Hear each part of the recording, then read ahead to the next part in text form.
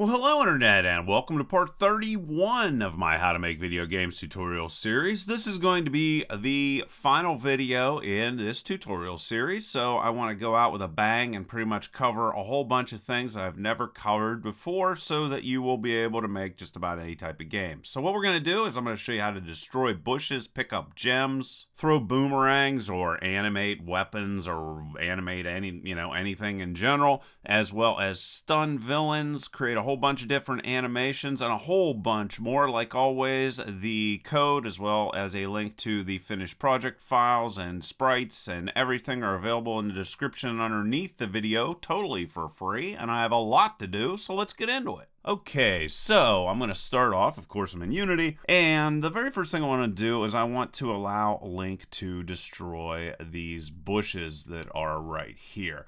And currently we can also walk through the bushes and do all kinds of different things. So what I want to do first is I want to come in here and select sword. And then I want to come up here and I want to go to the tagged area, and I don't have a sword in here. No. So I'm going to add a tag and it's going to be called sword. So just click on this and sword and save, of course, and then select sword, and then there we go. Now we have this with the sword tag. Now what I want to do, oops, sorry about bouncing around there. I'm going to open up my bushes. I'm going to select all my bushes, and what I want Link to do is to collide with said bushes, as well as to be able to break the said bushes. So what I'm going to do is I'm going to add two colliders to the bushes. So add component, physics 2D, box collider, and one of them is going to have is trigger, and the other one is not going to have is trigger. So there we are, box collider, and there we go. So that is all finished up. And is there anything else? Yes, I want to also come into my sword, and I'm going to have the box collider for it also be is trigger, and I think that's it. So what I'm going to do is to show the bushes actually explode. I'm going to go into the scripts area, create a new C# script, and I'm going to call it bush.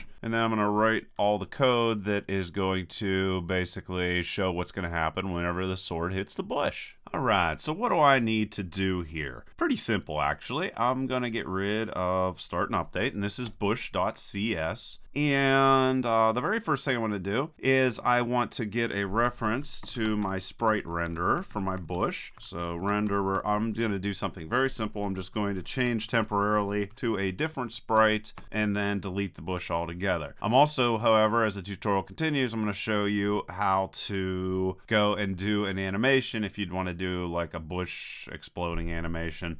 I'll show you all that here in a minute. I'm also going to go and, of course, have a link to the bush exploding sprite. And I made that public, of course, so that I could just drag and drop it in there. I'm going to come in here, and in awake, I'm going to get a reference to my sprite renderer. So sprite renderer, and that is going to be equal to get component and sprite renderer, and there it is, and close that off, and this is going to be very simple. And then what I'm going to do is I'm going to go into on trigger enter, and this is why I had is trigger set on these, of course. So on trigger enter 2D, and I'm going to get a reference to whatever collided with it, and there we are. And what do I want to do? Well, you could, of course, come in here. Well, first I'm going to check if the tag that is associated with what I just collided with is equal to sword, because we're doing this for bush, of course. And then you could put like a sound effect inside here or something. I'm not going to do that. I've already covered sound effects. So anybody that's followed this tutorial knows how to do that. So you could do that, and renderer, and I'm going to set the sprite for this guy to be equal to bush exploding sprite, and that's all set. And then what I want to do is I want to wait 5 seconds and then destroy the bush object all together. So I'm going to go object destroy and game object which is going to be the bush itself here. And let's do like a half a second. And we have that saved. Now I'm going to go and select all of the different bushes inside of here, all of them. And then I'll go and get the scripts and drag bush down here and drop it inside of there. Go and save all that stuff, and then let's test it out. All right, so here is Zelda, and I have to go up here to find a bush, and there's a bush, and there we are. So we go, and the sword hit the bush and destroyed it.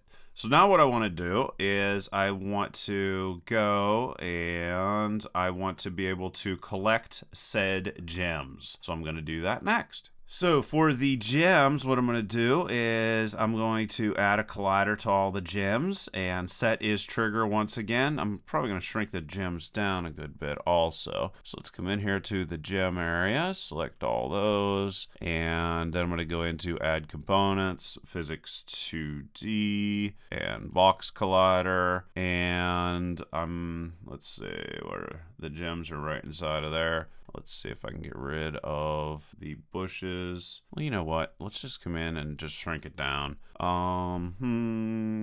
Let's have the X be like 0.5. That's the big part. That's the part that's going to matter. So that's going to be on the sides of the gems. And I'm also going to have is trigger set for all those. So is trigger set on that. And I think that's all I really need to do. And then what I'm going to do is I'm going to select the bushes and get rid of that, and then select a gem. Yeah, you know, that looks perfectly fine. I actually would probably shrink this down to like, let's go and select it and do it the right way. Let's say something like 0.85, just very nominal. And yeah, that works better. So there is the collider for the gems. So now what I'm going to do is I have that set up. I'm going to be able to go in there and collect the gems by creating a script, and that's going to be called gem.cs. So gem, there it is, and let's open it. And here we are. So what are we going to do inside of gem? Well, pretty simple. I'm going to keep this simple just like always. I'm going to just do a void on trigger, enter, and of course you could come in here and do sound effects and increment values and things, but I will let that for you. I know you can do it. Anybody that has followed this tutorial will easily be able to do that. All right, so what I'm going to do is I'm just going to say if, and what I collided with's tag is equal to, whoops, link. Well, then I know that the gem needs to go away. So, like I said, you could add sound effects inside here, the gem getting selected and then updating or whatever. What I'm going to do just to keep this nice and simple is just destroy the gem like this after a half a second wait time. All right, so I got that saved. Jump back, select all my gems right here and grab the gem script and drop it inside of there. Didn't get it, I guess. And drop it inside of there. And we will save it and we will run. All right, so here we go. I'm gonna come up here. Oops, I forgot to turn on the bushes again. So let's go and select all the bushes. And wait a minute. They should be turned on. What'd I do wrong? Oh, I see. All right, turn them back on. All right, so let's run it now. And here is Link, and Link's gonna go up here, and Link is going to smash that and then go over it, and you can see the gem disappeared, and that gem disappeared. Perfect. All right, so got that done.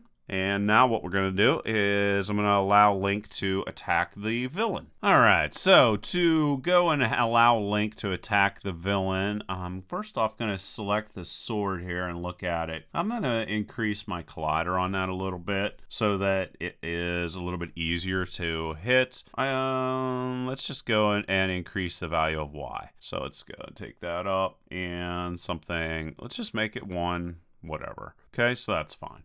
And I think that's a good enough leeway to make it a little bit easier to hit the villain. You're, of course, going to want the sword to have the is trigger set on it. And what else am I going to want to do? The villain, I don't have a tag for villain. So let's go and create that. Add tag. And just select this and type in villain. And there is my villain tag. And then I will select villain and select villain for the tag. So you can just see that right there. Is there anything else? Whoops, sorry about that. Anything else I'm gonna need to do? Oh, you know what? I was thinking wrong. What's the collider look like on the villain? So here is the collider. See how tiny the collider is? The collider for the villain needs to be big, and the collider for Link needs to be smaller. Now this is something, of course, that you're going to have to tweak, and so I'll let you do that. It's easy. Just increase it and decrease it until it is, you know, easier or whatever, the level of difficulty you're looking for. So I'm just going to increase it, say to that looks like a good enough size. So 1.16, 1.15. That looks pretty good. And then for Link, let's just come in and select Link. And of course, I'm going to shrink that. So Link's collider is pretty big, and I'm going to find that collider and then shrink it down. So let's try something like, you know, that point. There we are. 0.7 is what I put in, and I think 0.7 is pretty good. So that's all I did. 0.7 for the size of the collider. All right. So now that I have that all set up, what I want to do is create a new script, and it's going to be called Sword, and it's just going to do some light interaction with the villain. And then after that, I'm going to create Boomerang.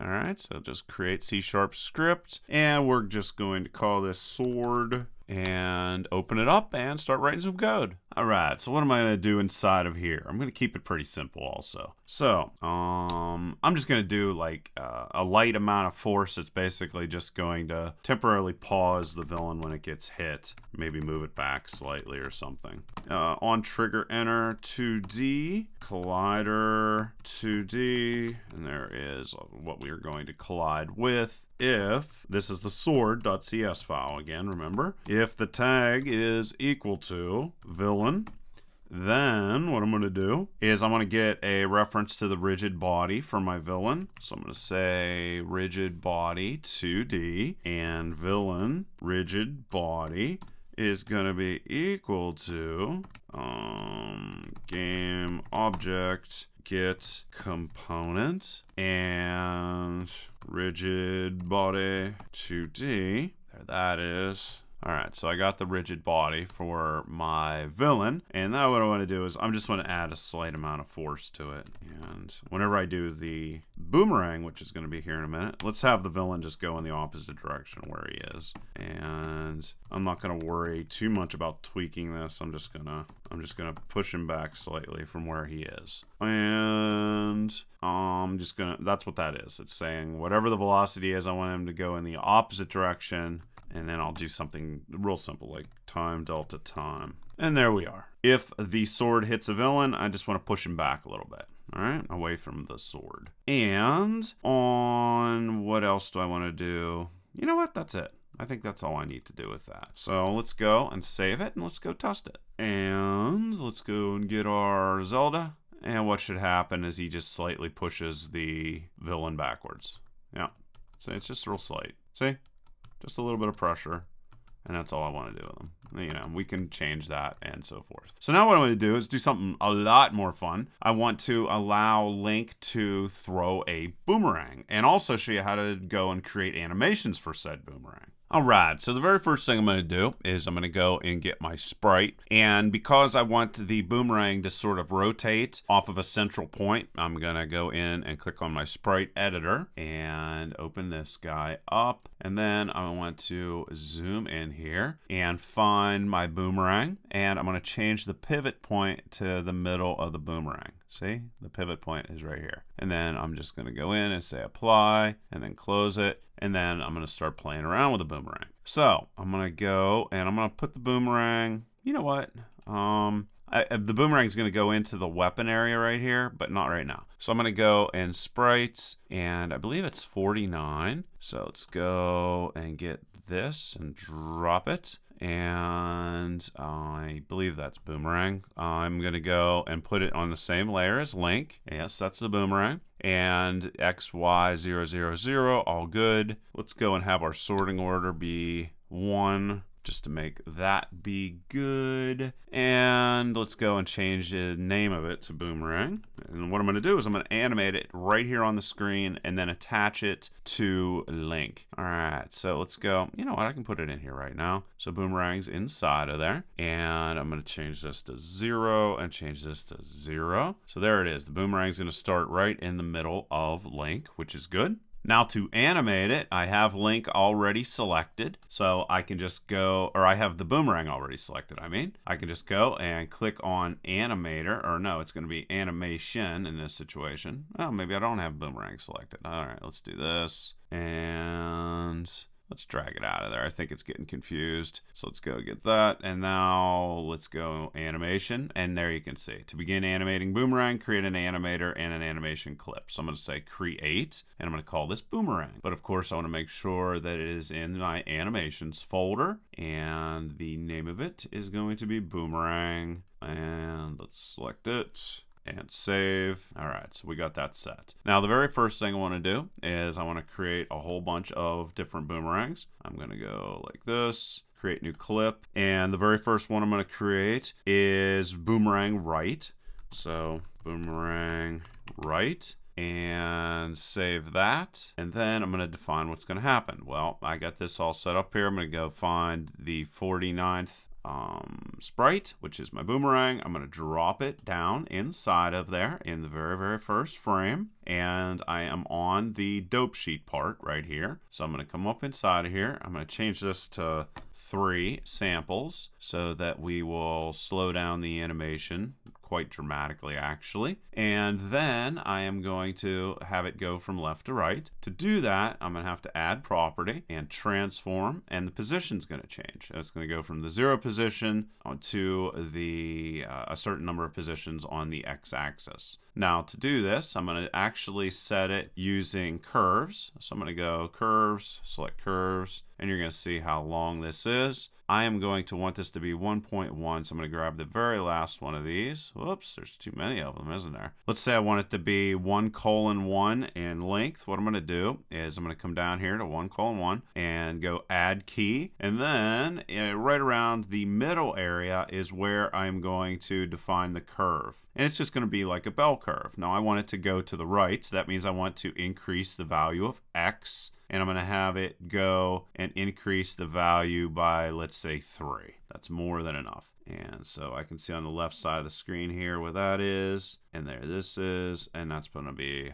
perfectly fine. And this is going to be down in the 0 area. So I'm going to grab it just so it's approximately at the 0 point. All right, that's perfectly fine. All right, so good stuff. And we can click and animate it just to see. And you can see that it is indeed animating. So that's good. All right, so the next thing I want to do is I also want it to rotate. So I'm going to go add property and transform and rotation. You can see it right there. Click on the rotation. And it's going to rotate on the z-axis. So I'm going to select z, and that's going to give me this guy right here. And I'm going to say that I want that guy to be 180. So I'm going to select 180, or I'm going to select the, the blue guy right here. And I'm going to drag it until it is at the 180 mark, or I'm also going to click in the middle of it and click on add key first, and then drag it to the 180 mark. So just drag it up there. And it's going to be very high. Let's see if I can come in here and do 180 like this. And there this is. And let's go and see what it looks like when we animate it. And you can see, there we go. See? It's going to fly out and animate itself. Now it's starting at this point right here where it's starting to the left of Link. So, the reason why is Link is at 1:1. So what I'm going to do is I'm going to go and have the Boomerang and drag it up inside here, inside of weapon. And now it should come off of Link, but it's not. I know why. Boomerang Right, select that, and now do it. And that looks fine. It's coming on the x-axis, it's fine, but it's above Link's head. So I'm going to change that to Boomerang. And let's just go back to the regular game area. Boomerang and stop that. Oh, let's just hit the play button and then undo it. All right, so Boomerang and still at the 0, 0 mark. And let's play around with that. I know why it's doing that. for some unknown reason, the position for Y is set to 1 on this. So I'm just going to set it to 0. And then hopefully that's going to take care of that for forever. Let's just play it again. And yeah, it went up. I'm going to just do it by hand. Let's grab it and move it down to 0. So what I'm going to do is just zoom in real far and make sure that all of these are set for 0. Select Y, and then I'm dragging them all into place. That's all I'm doing. And I must have accidentally changed the position on X. So that's going to be, let's select the X position right here. And you can see also here, you can identify the different lines for the animation by the colors. This is red and this is green. So that's going to be for X, that's going to be for Y. So what I'm going to do is just grab the X part and let's raise it once again to 3. 2.9 or whatever, and that should be perfectly fine right around that middle point right there, and run it, and there it goes out, and it's rotating, and that is pretty good. And of course you can tweak that more and more and more. Now what I want to do is basically do exactly the same thing for a whole bunch of other different clips. Okay, and after I went and dragged some positions around and so forth, you can see here is the curve for Boomerang up, and you can see that it goes up to 180 and then back down to its original position. And also for up, it is going to change on the Y position, which is going to be up to 3. That's what this middle point is. And then also for Boomerang down, it's going to do the absolute opposite. It's going to go down to -3. However, the rotation is going to stay exactly the same. All right, so that is how we do all our animations for our Boomerang. And now I'm going to actually animate the Boomerang and make it stun the villain. Going to want to select my Boomerang here and make sure that I have a box collider on it, and is trigger is also selected. I went and created a Boomerang script, and now I'm going to open it. All right, so what am I going to do with my Boomerang script? Basically what I think I want to do is I want to set an action that is going to say that the villain is stunned, and the Boomerang is going to go in and change that. But to do that, I'm going to need to go into the villain file and change a couple things there first. All right, so here I am in the villain.cs file, and I want to add a bool that's going to be called stunned. And let's say I want to put it somewhere like right here. So just go in and I'm going to make it public so anybody can access it. I'm going to go public bool stunned, and by default, of course, it's going to be false. And what else am I going to need to do inside of my villain class? Let's go down into our update section. I'm going to need a way to turn stun on and turn stun off. So the best place I can think of to do that would be down inside of update, I would say. So I'm going to come down inside of this guy right here, and I'm going to go create a, I'm just going to do this a little bit sloppy just to keep everything in the same place. I'm going to create a vector2. And it's going to be the previous direction that my villain was going in prior to, coming in here and trying to change that. And then I'm going to go void and update. And then I'm going to say, if not stunned, I want to allow movement. So I'm going to say, if not stunned, then my villain's just going to move as normal. So I'm going to go and set its velocity equal to the direction that we previously had, and that's what we previously had inside here. And then I also want to store my, if that direction was okay, I want to store my previous direction that I was going in, so that I will be able to stun or stop, and then also return to movement afterwards. And else, if my villain is stunned, I'm going to call a start coroutine, and I'm going to call a function called unstun villain, which is going to unstun a villain after a certain amount of time, let's say like 3 seconds or something like that. Well, I'm going to have to create unstun villain. Let's just do it right here. Once again, keep everything in the same place. And I'm going to have to call enumerator, or that's what this is going to return, of course.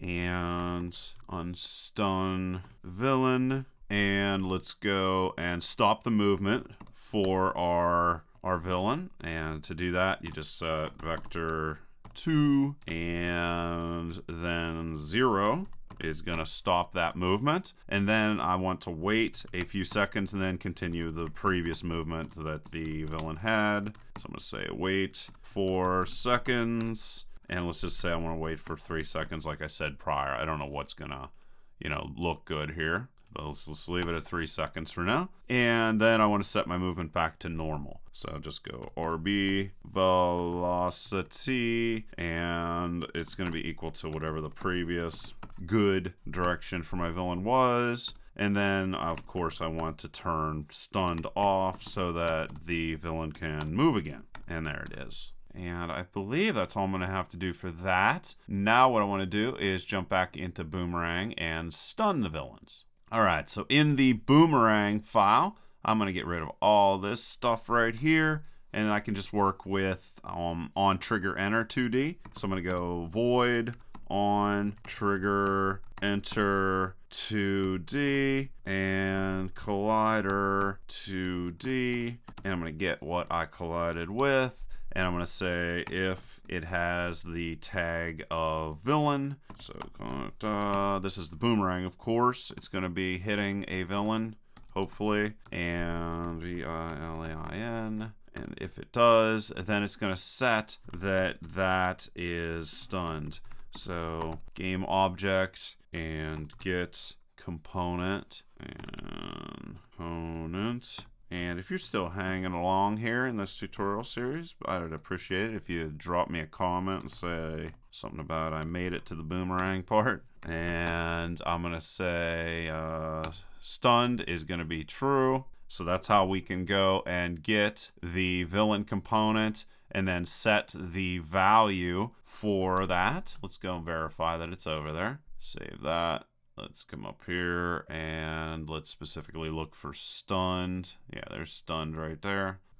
And then Boomerang and stunned. Yeah, that's spelled the same way. All right, so we got that set. So there is our Boomerang, and it is ready to go. And now I just need to go into the Link part and allow Link to throw boomerangs. Whoops, but before I do, I want to go get component like that. There we are. Got it. All right, so now I got that set up, and now I'm going to jump into a Link and fix that so he can throw boomerangs. Okay, so what am I going to have to do inside of here? Basically, I'm going to need the direction Link is facing, and then I'm going to need the ability to create boomerang game objects and throw them. So where am I going to put this stuff? All right, very first thing I want to do is I want to store publicly the attack direction. So let's go and store that. And also I'm going to want to have game object boomerang, and then of course we're gonna have to set those guys up. Oh no, it's boomerang. Let's spell it right. Boomerang. Okay, there we go. And to properly set those up, I'm gonna do that inside of our awake function. So I'm gonna go boomerang game object is going to be equal to, and to get it, I go game object and find, and as far as I know, there's only ever going to be one boomerang, and there that is. Close that, and then I'm also going to get the renderer, which is going to allow me access to the boomerang sprite. So game object, and I'm going to go get component, of course, and this is going to be renderer, and close that off, and enabled is equal to false. So I got that set. Then I need to come down inside of here and decide where I am going to wait for a key to be pressed so that I can start throwing things, or throwing boomerangs anyway. So let's say I want to come down here. I'm going to do it right at the very end of this guy. So I'm going to say if and input dot get key is equal to M. Well, in that situation, I am going to start coroutine because I'm going to have to do all sorts of pausing and so forth and so on. Boomerang attack is what I'm going to call it. And there that is. And now I just have to create boomerang attack. Let's just go and copy this. All right, and I'm going to go enumerator and boomerang attack. Let's go and put a space there, of course. And boomerang attack is basically just going to play different animations depending upon the attack direction. So I'm going to say switch, is attack direction, and if the attack direction is, now this is going to be a curly brace, if it is attack direction down, well, I'm going to go and curly brace. I want to show my boomerang on the screen because the boomerang is not going to be shown by default. So I'm going to show it on the screen and get components and renderer and then enabled. So that's how we're going to show a hidden object. And then after that, I want to allow for the animator to animate. I'm just going to copy this. So paste that inside of there. So boomerang game object, and here it's going to be animator. So animator is also enabled it to be able to be true. And then I want to tell it what type of animation to play. So once again, animator. And here, what I do is to play a specific animation. I just go like this. I just go play, and then the name of the animation. Well, the name of the animation is Boomerang Down, as we created earlier. Okay, so that's how we get all those set. Then I want to wait a certain period of time. That's going to be 1.2 seconds, because that's how long I set for all of my animations whenever I was creating them before. So wait 4 seconds, and I'm going to just have this be 1.2 seconds. That should work out good. And after I have that all set up, I want to disable my animator. So basically, I'm just going to copy this right here. Let's go and just disable our animator. Actually, let's disable them both, but let's do it in the opposite direction. So I'm going to do like this, and this is going to be false. So it's going to show the animation, and then it's going to stop showing the animation afterwards. And this, and it's also going to stop showing the picture of the boomerang on the screen. So there's all those, and now what I just need to do is do that for all the other different attack directions. So come in here like that, and we will, instead of this being down, this is going to be left. Whoops. Left, all uppercase. And make sure it's all uppercase. There we go. And everything can be the same. The only thing it's going to change is boomerang, and I'm going to change this to left. And I'm going to go and do this again for all of the other possible directions that I could have here. Oh, make sure I have all these closed off right. Say, yeah, that's not good. Let's go get rid of that. Curly bracket right there. Oh, and let's also make sure that we throw a break statement in here, because that's going to be important. And break statement here also. There we go. Something's telling me I got an extra curly bracket inside of here. There's 2 right there. And nope, maybe not. Maybe it's all good. Okay, let's just let it go until it messes up. And I'm gonna just go and copy this guy. And I'm gonna do the same thing. This is gonna be right, of course. So just go and paste this inside of here. So right. And boomerang right is the animation that I use for that. And then, of course, our final one is going to be boomerang down, right? Oh, no, it's up. So there's up, and then this is going to be boomerang up. Everything else is exactly the same. No doubt I could streamline this. And everything looks good, so let's save it and let's go test it. And here's Link, and if we throw it, you can see the boomerang is going out and coming back. And if we hit the villain, you can see the villain paused. Probably would have been better to have the boomerang actually stop before it hits the villain, but either way. Just wanted to make a whole bunch of different things here all work inside of this game. Now I feel very positive that you have all of the techniques and skills required to be able to finish the Zelda game on your own for homework. So thank you to anybody who actually made it through this whole tutorial. It was a very, very hard tutorial to make, and I appreciate it. Anybody who made it through it, I don't know if anybody did, but either way, it was fun for me to make, and a nice accomplishment to add to my tool or my grouping of tutorials. So like always, please leave your questions and comments below.